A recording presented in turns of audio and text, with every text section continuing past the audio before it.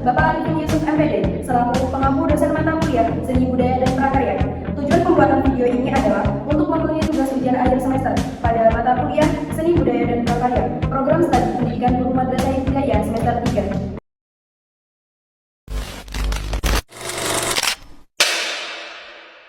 Di sini saya Nadine Dwi Mustika sebagai narator. Di sini saya Ismia Fadila sebagai Tumang. Di sini saya Nurul Ilmiah sebagai Dayang Sumbi. Saya Risma Kalamina sebagai sang kuliah. Selamat menyaksikan. A few moments later. Alkisah dikisahkan pada beribu-ribu tahun yang lalu. Tanah Parahyangan dipimpin oleh seorang raja dan seorang ratu yang mempunyai seorang putri. Putri itu bernama Dayang Sumbi. Dia sangat cantik dan cerdas. Sayangnya dia sangat manja. Pada suatu hari, saat sedang menenun di beranda istana, Dayang Sumbi merasa lemas dan pusing. Dia menjatuhkan pintalan benangnya ke lantai berkali-kali.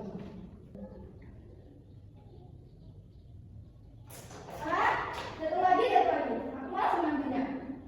Aku bersumpah, siapapun dia yang akan mengambil pintalan benangku, jika dia laki-laki akan dijadikan suamiku, dan jika dia perempuan akan dijadikan saudara.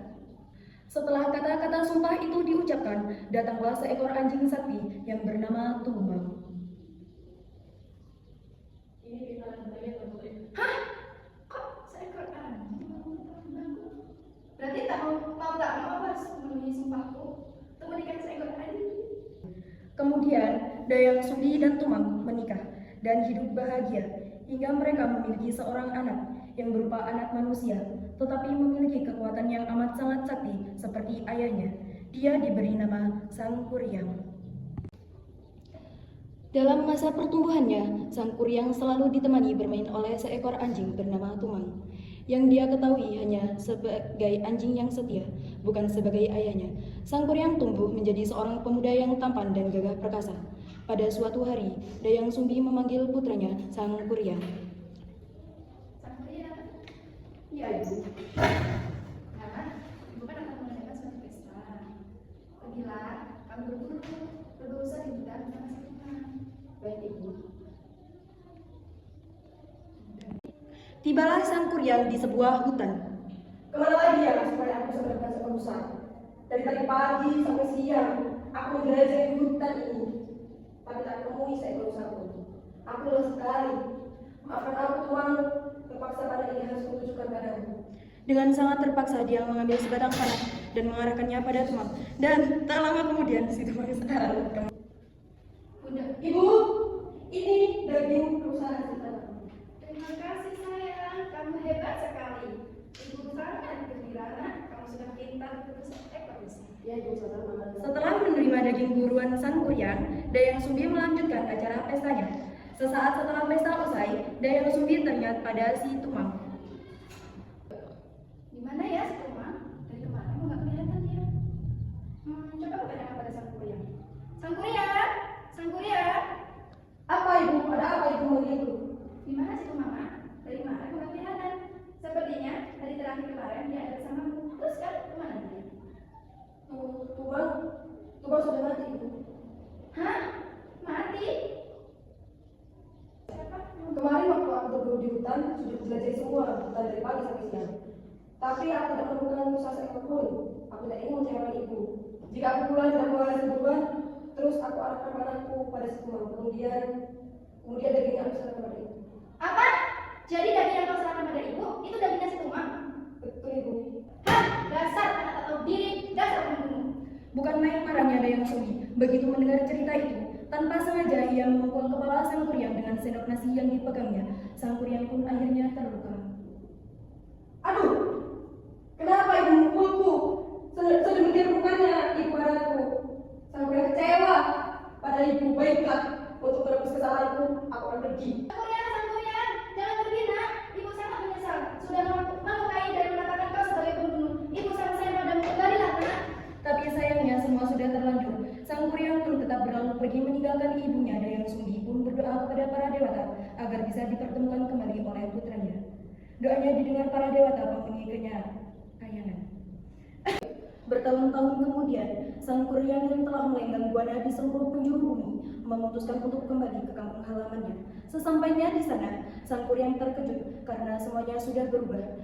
Dia ditambah terkejut saat di jalan bertemu seorang wanita yang tak lain dan tak bukan adalah Dayang Sumbi. Namun mereka tak saling mengenal. Siapa gadis cantik itu ya? Aku sungguh-sungguh terpesona melihatnya.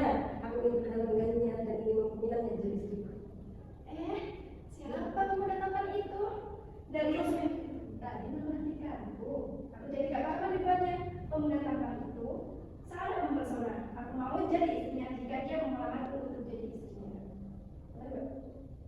Hei, kamu cantik sekali. Aku sangat terpesona melihatnya. Aku ingin sekali melamarmu. Maukah kau jadi istriku? Iya, tentu saja aku bersedia. Aku bersedia jadi istrimu. Oh, tampan sekali.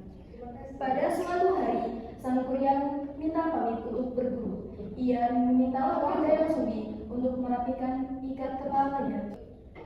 Dinda, aku mau pergi ke gunung ke hutan. Tolong ikat kepalaku ya. Iya kan, Kak?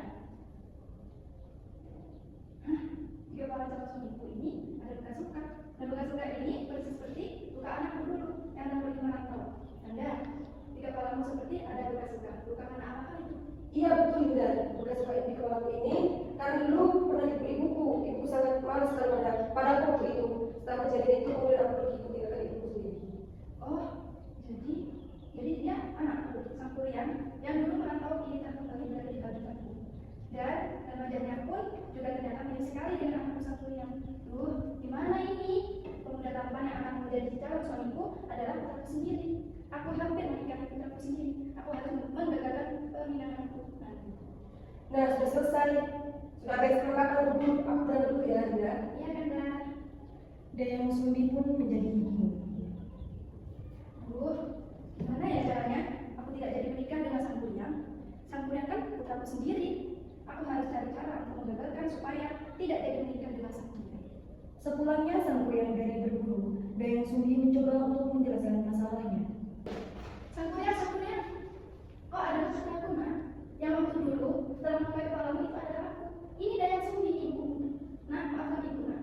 Ibu sangat menyesal sekali sudah melukai. Dulu ibu terlalu emosi. Ibu dulu sedih sekali saat tertinggalkan. Jangan lanjutkan keinginanmu untuk melamarku yang lain. Kau cuma mengenal cerita saja. Tidak mungkin. Kau tidak usah mengada-ngada apa yang kau katakan itu bohong. Percaya. Dengarkan anakku. Apa yang Bunda ceritakan tadi adalah benar. Kau ini adalah putraku sendiri yang dulu pernah meninggalkanku. Ibu tidak bisa menikah denganmu sang Kuryang. Tidak bisa. Aku tidak peduli kau itu siapa. Pokoknya kita tetap akan menikah karena aku sangat mencintaimu.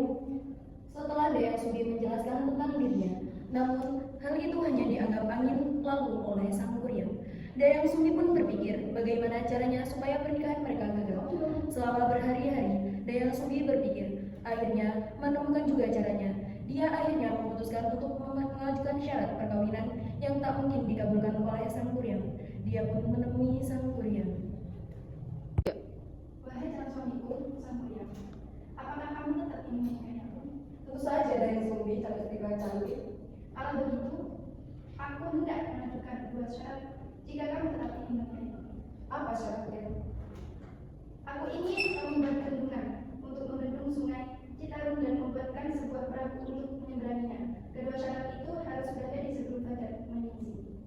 Baik, akan aku penuhi syaratnya. Tak lama kemudian, Sang Kuryang pun pergi berlalu dari hadapan Dayang Sumbi dan segera bekerja melaksanakan permintaan Dayang Sumbi. Tak lupa dia juga menggunakan kekuatan yang dia dapat dari ayahnya untuk memanggil jin-jin yang membantunya. Dengan lumpur dan tanah, mereka membendung air dari sungai dan mata air. Beberapa saat sebelum fajar, Sang Kuryang menebang sebatang pohon besar untuk membuat sebuah perahu.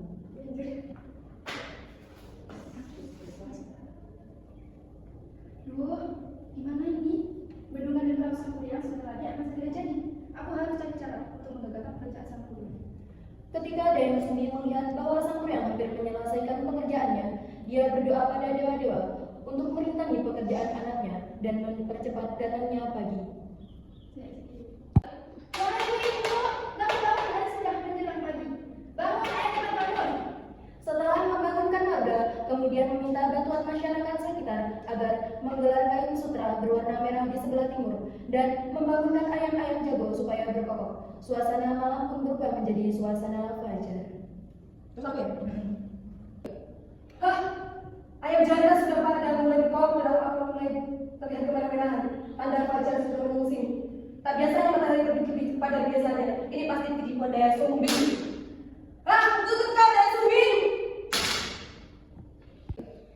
Sang kuryang pun menghentikan pekerjaannya karena merasa telah gagal memenuhi syarat Dayang Sumbi.